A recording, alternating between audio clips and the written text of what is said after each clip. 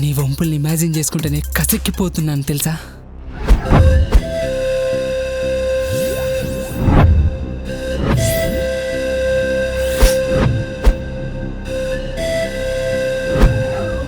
నా వంపుల నీలో అంత ఇమాజినేషన్ ఉందా?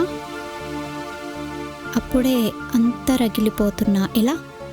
రగిలి రగిలి మాడిపోతున్నావేమో, జాగ్రత్త. నేను అలా రగిలిపోయినప్పుడు ఎలా ఉంటానో తెలుసా? చూస్తావా నాది? ఏంతిరా చూసేది? అంత క్యూరియాసిటీ ఉన్నోడివి ఇమాజినేషన్తో సరిపెట్టుకో.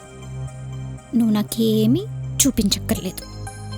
నీ ఫీట్ లాగే నాది ఫీట్ ఉంటుంది, సరిపోతుందా?